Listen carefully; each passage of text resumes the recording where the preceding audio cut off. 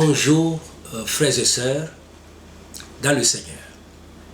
Aujourd'hui c'est vendredi et nous bénissons notre Dieu qui nous donne encore l'opportunité d'être à ses pieds pour être instruits au travers de sa parole. Et ce soir, nous allons poursuivre dans le grand thème sur l'autorité spirituelle et la puissance que Dieu donne à l'Église. Et nous allons nous appesantir sur un sous-thème que nous avons intitulé « Ton statut a changé dans l'exercice de l'autorité spirituelle ». Donc ce soir, nous allons, au travers de la parole de Dieu, montrer au corps de Christ, à chaque enfant de Dieu, que notre statut spirituel dans l'exercice de l'autorité spirituelle a changé. Pour ce faire, nous aurons trois textes de base qui vont guider notre enseignement de ce soir. Nous irons dans Ésaïe au chapitre 8, les versets 23 jusqu'au chapitre 9, c'est une continuité, du premier verset au 6e. Nous lirons également Ésaïe chapitre 10, le verset 27, et enfin Romains chapitre 5, le verset 17.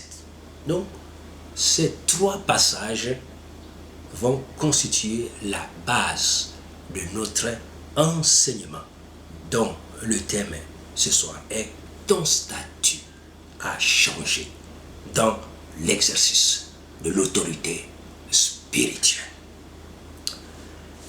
Avant d'aller un peu plus loin, chers frères et sœurs, comme d'habitude, nous nous confions à notre Dieu, selon qu'il a dit « Sans moi, vous ne pouvez rien faire », c'est-à-dire rien qui soit digne dans son royaume. Si l'Éternel ne bâtit la maison, ceux qui la bâtissent travaillent en vain. Voilà pourquoi, en toute chose, nous devons nous confier à notre Père pour qu'il nous aide à atteindre ses objectifs, car c'est pour lui que nous servons et c'est pour lui que nous écoutons la parole de Dieu. C'est pour sa gloire que nous sommes enfants de Dieu. Père, merci encore ce soir pour le privilège d'entrer en contact avec la parole de vie. Seigneur, enseigne-nous ta parole, ouvre notre entendement spirituel afin de recevoir la compréhension spirituelle de ta parole et qu'elle nous donne la foi pour l'action, pour l'exercice de notre autorité spirituelle. Notre statut a changé et nous voulons, Seigneur, en être bien informés pour agir avec fermeté, avec assurance, pour ta seule gloire, au nom du Seigneur Jésus. Amen. Gloire à Dieu. Chers frères, je voudrais juste chanter quelques couplets d'un chant que certains d'entre nous chantent depuis plusieurs années. Il est dans le chant de victoire, le cantique portant le numéro 329, qui dit « Redites-moi l'histoire, redites-moi l'histoire ». Chers frères et sœurs, nous sommes là ce soir pour nous redire l'histoire de la vérité, de la parole de Dieu, la vérité. Gloire à Dieu. Je prends le troisième couplet et le quatrième. Redites-moi l'histoire de mon divin Sauveur, c'est lui dont la victoire a franchi le pécheur. Ces glorieux messages, oh redites-le-moi, lorsque je perds courage, lorsque faiblit ma foi. Redites-moi l'histoire, redites-moi l'histoire, redites-moi l'histoire de l'amour de Jésus. Redites-moi l'histoire quand le monde trompeur me vend sa vaine gloire au prix de mon bonheur.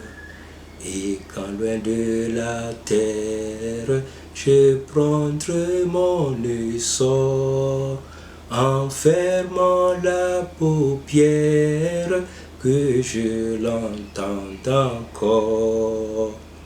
Redites-moi l'histoire, redites-moi l'histoire, redites-moi l'histoire de l'amour de Jésus.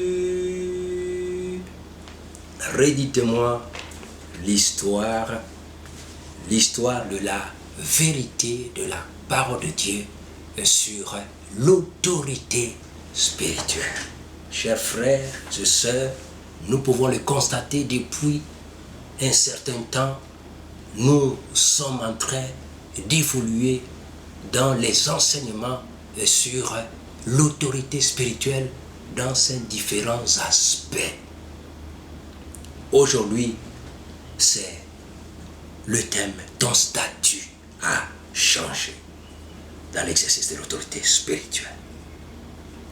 Ésaïe, nous lisons la parole de Dieu. Je prends le chapitre 9 à partir du 2e verset.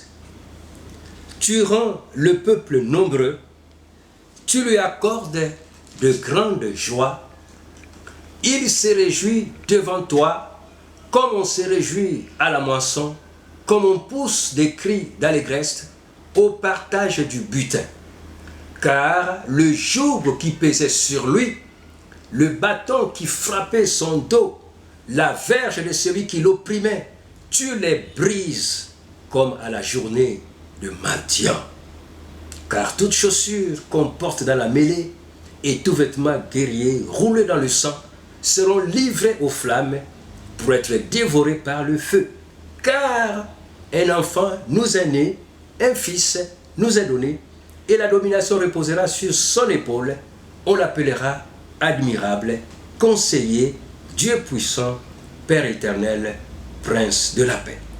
Donner à l'empire de l'accroissement et une paix sans fin au trône de David et à son royaume, l'affermir et le soutenir par le droit et par la justice, dès maintenant et à toujours. Voilà ce que fera le zèle de l'Éternel des armées. Chapitre 10, toujours d'Ésaïe, verset 27.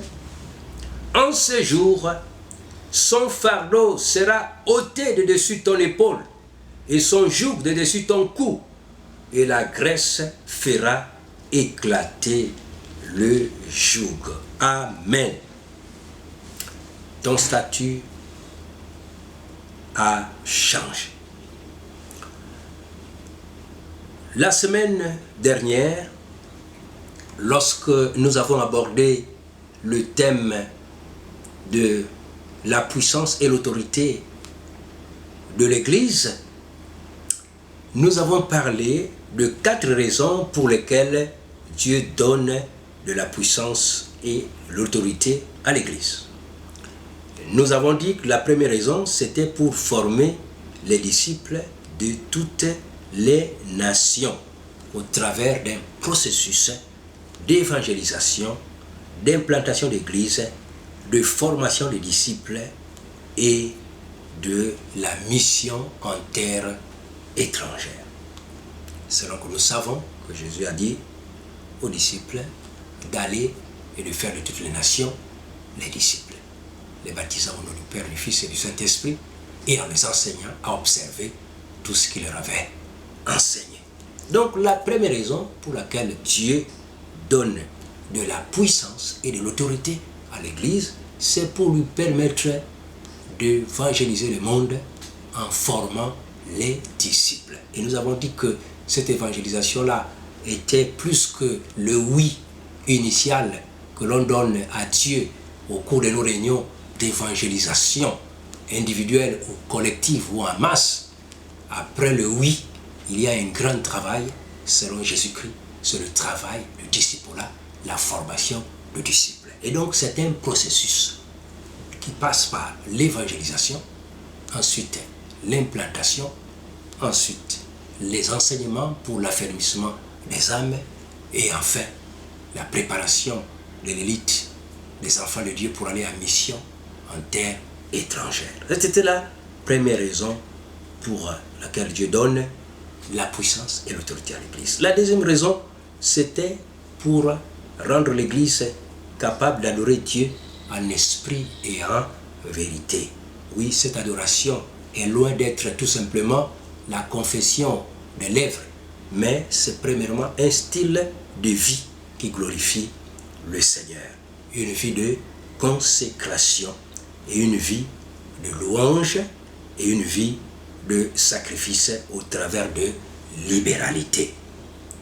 Et la troisième raison, c'était pour permettre à l'Église de triompher contre les persécutions en gardant la foi en Christ jusqu'à la mort. L'évangile ou la parole de Dieu dans l'épître aux Hébreux au chapitre 11 nous parle des héros de la foi, des hommes qui ont été sciés, torturés, lapidés, crucifiés, égorgés.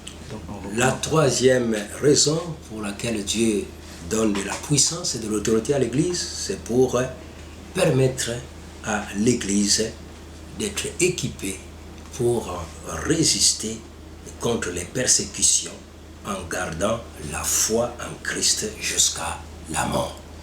Nous avons l'exemple de Hébreux chapitre 11 qui nous parle des héros de la foi, des croyants d'autrefois qui sont passés par l'épreuve du feu, le feu de la persécution. Et ils ont gardé la foi. Certains d'entre eux ont été sciés, torturés, lapidés et crucifiés. Oui, beaucoup ont connu le martyre. D'autres ont été brûlés vifs.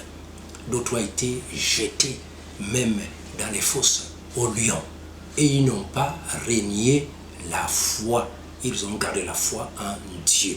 Et donc, Dieu envoie l'Esprit, donne la puissance, son autorité, son esprit pour fortifier l'Église afin que lorsqu'elle passe par les moments de persécution, qu'elle ne renie pas le Seigneur.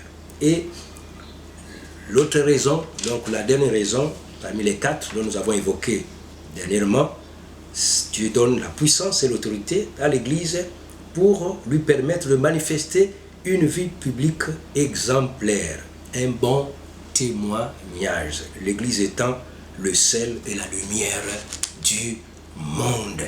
L'Église doit présenter une vie d'éthique élevée, exemplaire. Oui, voilà les quelques raisons que nous avons évoquées dernièrement sur les raisons pour lesquelles Dieu donne la puissance et l'autorité à l'Église. Et donc, aujourd'hui, nous poursuivons au travers de notre texte Ésaïe et nous revenons au texte. Le texte nous dit ceci. Tu rends le peuple nombreux, tu lui accordes de grandes joies. Il se réjouit devant toi, comme on se réjouit à la moisson, comme on pousse des cris d'allégresse au partage du lutte. Car le joug qui pesait sur lui, le bâton qui frappait son dos, la verge de celui qui l'opprimait, tu les brises comme à la journée de Madian. Et le verset 27 du chapitre 10 dit « En ce jour, son fardeau sera ôté de dessus ton épaule et son joug de dessus ton cou, et la graisse fera éclater le joug. » Ton statut a changé dans l'exercice de l'autorité. spirituelle. Donc ce texte d'Ésaïe nous parle de l'oppresseur et des opprimés. Et ce texte nous parle également du libérateur des opprimés. Et cet oppresseur a sur sa main son bâton, sa verge avec lequel il est en train de maltraiter les opprimés. Et lorsque nous regardons notre dictionnaire pour bien comprendre le changement de statut dont nous sommes en train de parler ce soir, le dictionnaire nous dit que le dictionnaire Hachette nous fournit quelques définitions pour mieux comprendre notre situation dont le statut a changé sur le plan de l'exercice de l'autorité spirituelle. Hachette nous dit, oppresseur, c'est celui qui opprime. C'est aussi le destructeur. L'opprimé, c'est celui qui est soumis à une oppression, à une contrainte tyrannique, donc à une violence.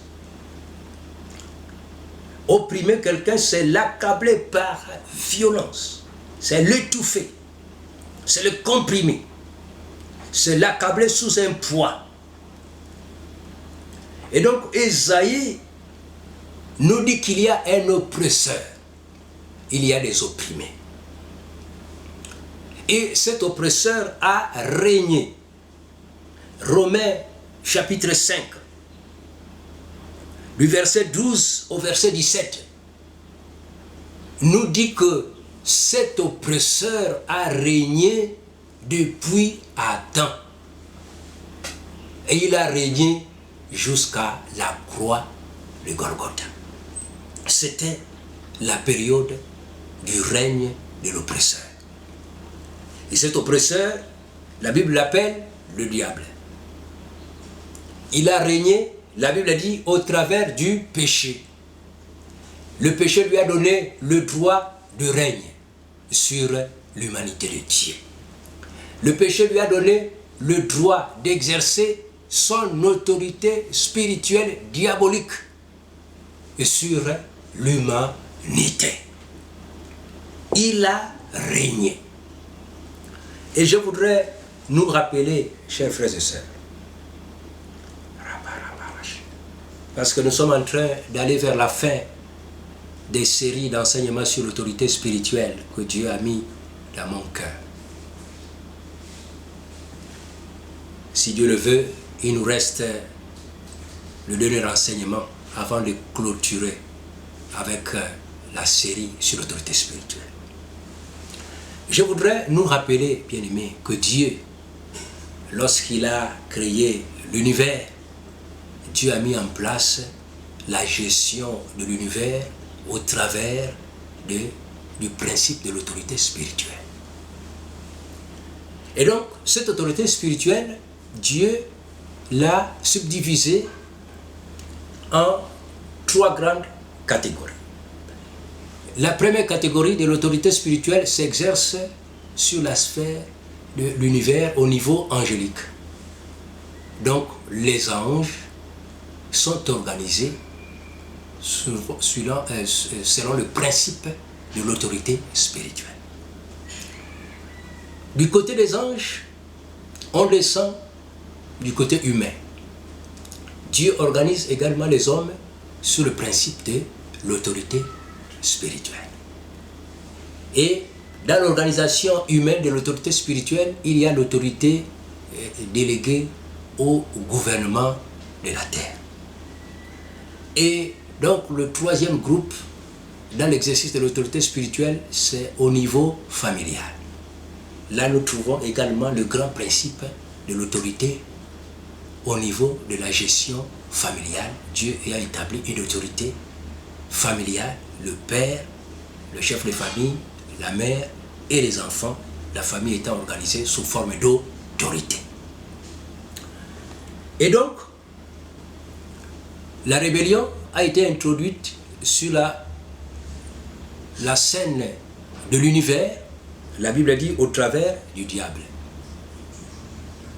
Et là, Ésaïe chapitre 14 nous donne les références et aussi Ézéchiel 28 pour ceux qui voudront consulter et approfondir la leçon. Le diable a introduit donc le principe de la rébellion. Et dans cette rébellion, il y a toujours l'autorité. Lorsqu'il s'est rébellé, le diable a organisé son camp en copiant Dieu par le principe de l'autorité. Donc il est la première autorité du monde des ténèbres, du péché, de la rébellion. Et donc il a organisé également les anges rebelles qu'il avait suivis en système d'autorité. Donc la Bible le reconnaît.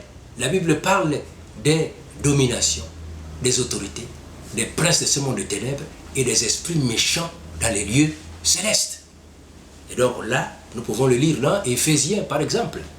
Oui, au chapitre 6, à partir du verset 10, n'est-ce pas, jusqu'au verset 18, nous pouvons là retrouver l'organisation diabolique de l'autorité spirituelle dans le monde de rébellion. Donc, l'univers est organisé en système d'autorité. Lorsqu'on est fidèle au Dieu du ciel, on est sous l'autorité du Seigneur. Lorsqu'on sort, on se rebelle contre Dieu, on entre dans l'autre camp sous l'autorité des ténèbres, l'autorité du diable. Donc il n'y a pas un champ neutre, il n'y a pas un terrain neutre, il n'y a pas de neutralité sur le plan spirituel.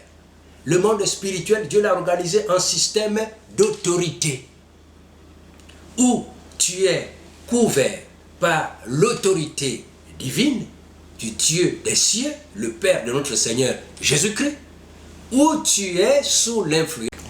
Dieu a organisé la gestion de l'univers en système d'autorité. Il est la première autorité. Donc il organise ses anges en système d'autorité. Et il organise la terre, l'humanité, également en système d'autorité, qui se répartit du côté du gouvernement, qui a la délégation d'autorité pour la gouvernance au niveau de chaque État ou de chaque royaume. Et également, ce principe est reproduit au niveau familial. Dieu a organisé la société en famille et le père étant le premier chef de famille, suivi de la mère et des enfants. Donc la famille est organisée en système d'autorité. Et donc, il n'y a pas de neutralité.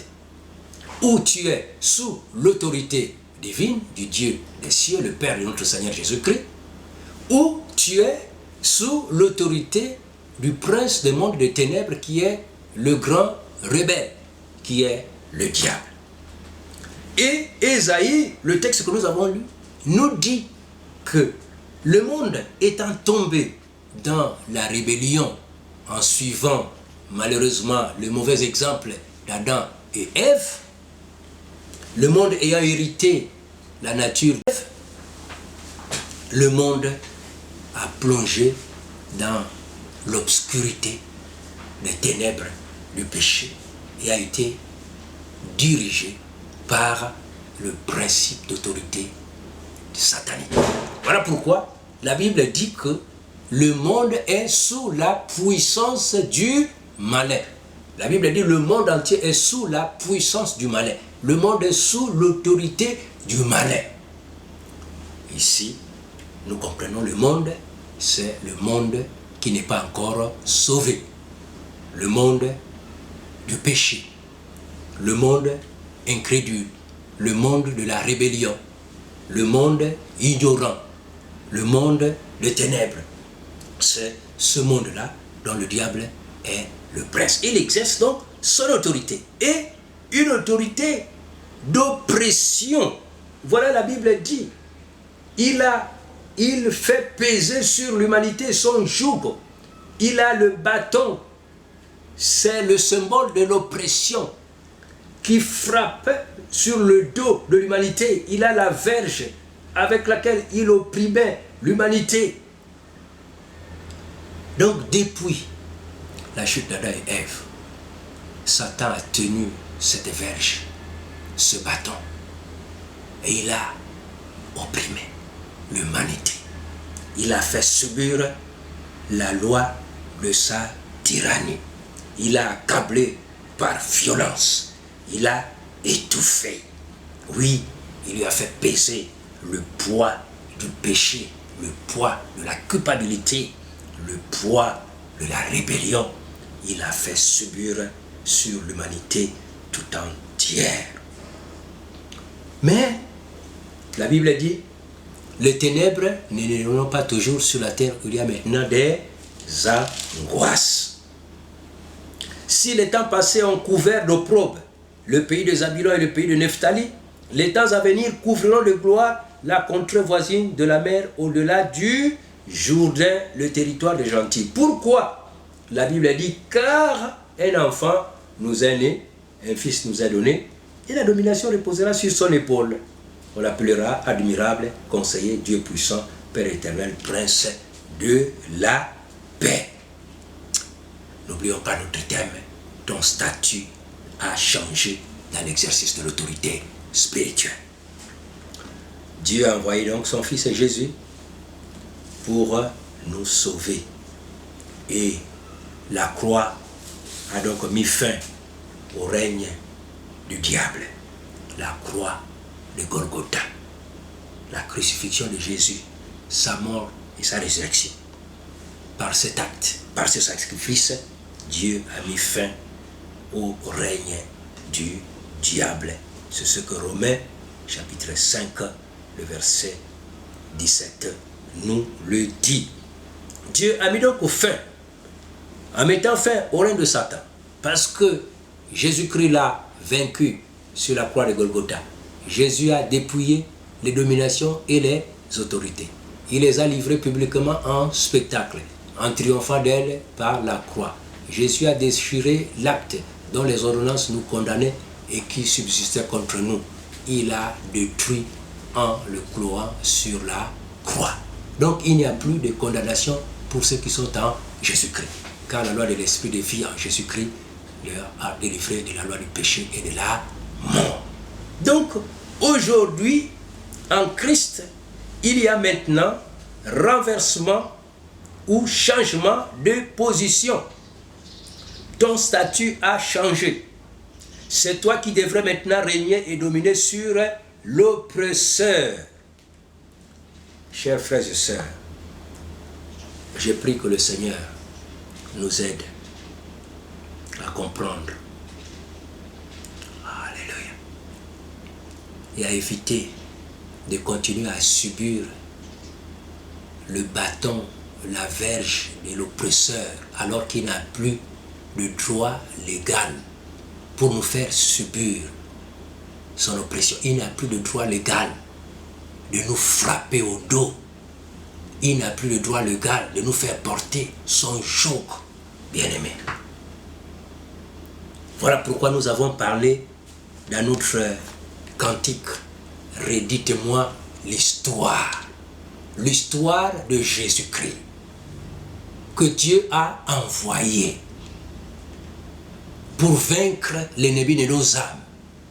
Celui qui a exercé son autorité spirituelle de tyrannie sur nos vies. Il nous a gérés. Il a fait peser sur nous sa loi, sa tyrannie. Mais en Christ Jésus, nous sommes délivrés. Délivrés de l'autorité du diable. Non seulement nous sommes délivrés, mais il y a renversement de situation. Au lieu que le diable continue à régner sur nous, nous recevons de Dieu l'autorité spirituelle maintenant pour le vaincre. Donc il y a renversement de situation. C'est lui qui nous frappait. Mais aujourd'hui, c'est lui qui doit être sous nos pieds.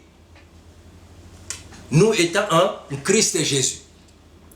Et le diable étant sous les pieds du Seigneur Jésus-Christ, qu'il a vaincu par sa mort et sa résurrection, nous en Christ Jésus, nous avons maintenant notre pied sur la tête du diable. Bien-aimé, c'est ça la parole de Dieu. Renversement de la situation. Tu ne peux plus accepter que ta vie continue à être l'objet de maltraitance de la part du diable. Tu ne peux pas continuer à accepter de porter le joug du diable. Tu ne peux plus. Gloire à Dieu. Donc on ne doit plus accepter d'être sous l'autorité du diable. Mais nous devons, à partir de maintenant, exercer notre autorité spirituelle sur lui. À cet effet, nous avons besoin de 4 clés à comprendre avant d'exercer notre autorité spirituelle sur l'oppresseur. Voici les 4 points. Le premier, il faut se revêtir de l'autorité de la parole de Dieu. Chers frères, le premier point qui nous permettra d'exercer notre autorité spirituelle sur le diable et son empire. Le premier point, c'est que nous devons nous revêtir de l'autorité de la parole de Dieu. Jésus dit que ces paroles sont esprit et vie. Donc l'enfant de Dieu qui est déjà délivré, sauvé par le sang de Jésus-Christ, pour qu'il soit à l'aise dans l'exercice de son autorité spirituelle sur le diable, doit être revêtu de l'autorité de la parole de Dieu. Le Seigneur dit à Josué, que ce livre de la loi, la parole de Dieu, ne s'éloigne point de ta bouche.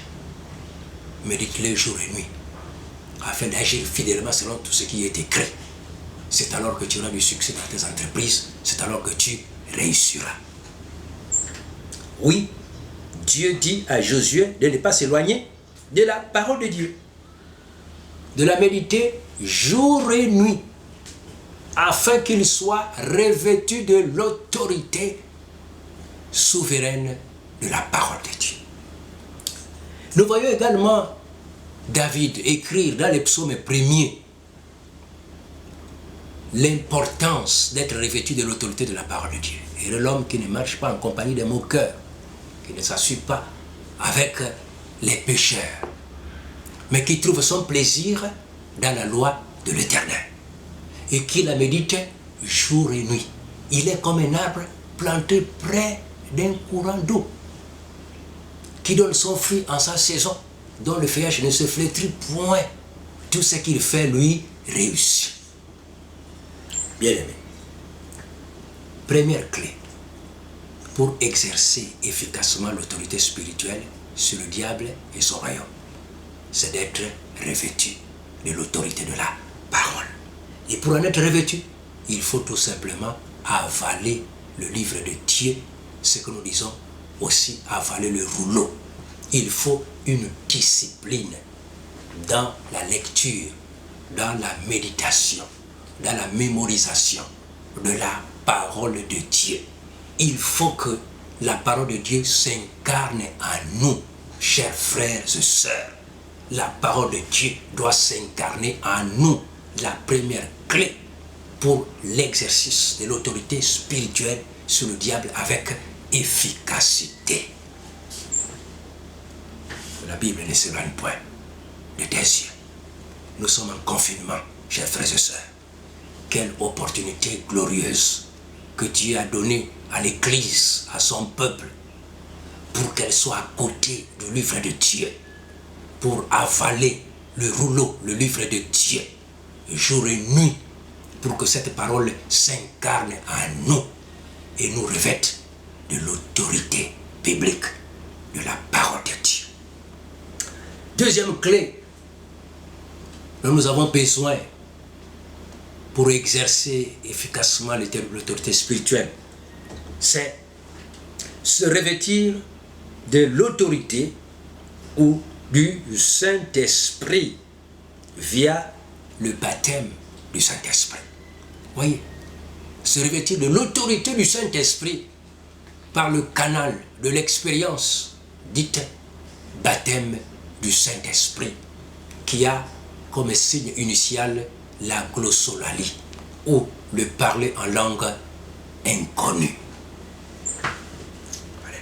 L'autorité du Saint-Esprit. L'autorité du Saint-Esprit. Premièrement, l'autorité de la parole. Deuxièmement, l'autorité du Saint-Esprit par le canal de l'expérience du baptême du Saint-Esprit. Donc, chers frères et sœurs, si tu n'es pas encore baptisé du Saint-Esprit, ce qu'on appelle aussi l'expérience de la Pentecôte, ta propre Pentecôte. Il y avait la Pentecôte de Jérusalem. Mais il faut que tu aies ta propre Pentecôte, ton expérience à toi avec Dieu. Paul n'était pas à la Pentecôte, la première Pentecôte de Jérusalem, que nous avons dans les Actes des Apôtres au chapitre 2. Paul n'était pas là. Il n'était pas encore converti. Mais lorsque Paul s'est donné à Dieu sur le chemin de Damas, Actes des Apôtres au chapitre 9, Paul est passé par l'expérience de sa propre Pentecôte. Ananias lui imposa les mains, il fut rempli du Saint-Esprit.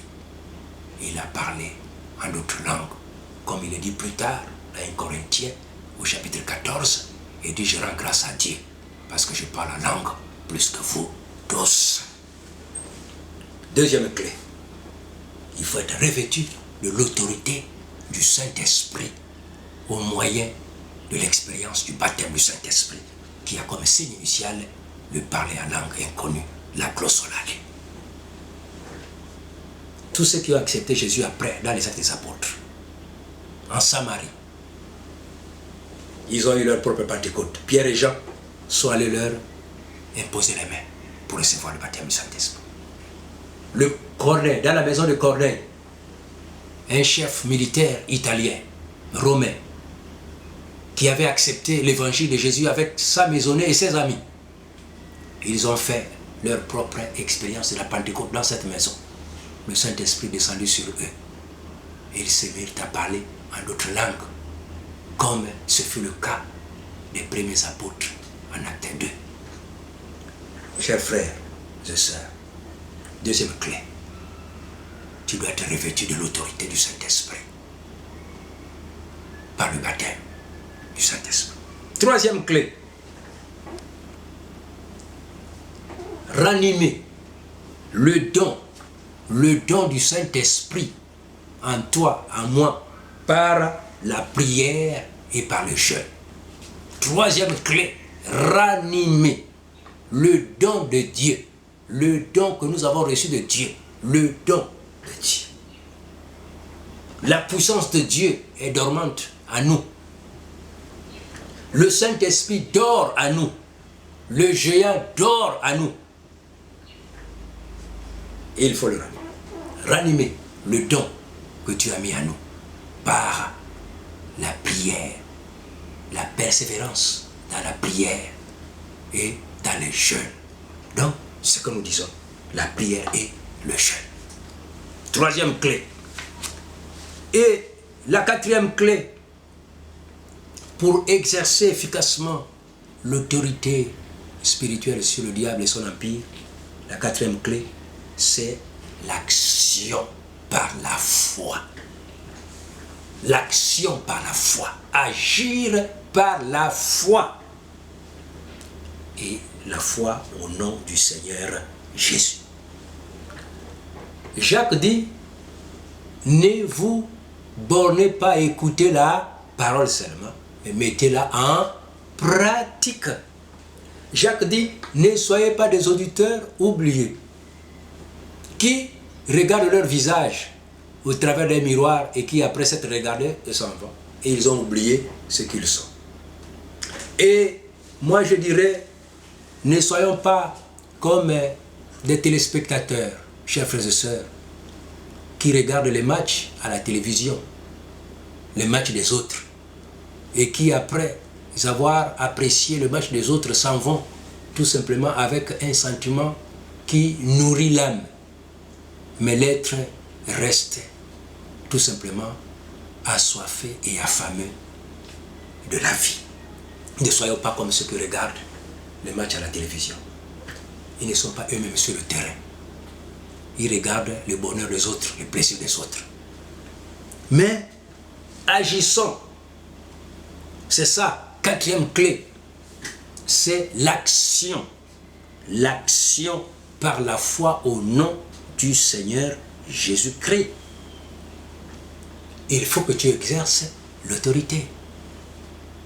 Il ne faut plus continuer tout simplement à pleurnicher.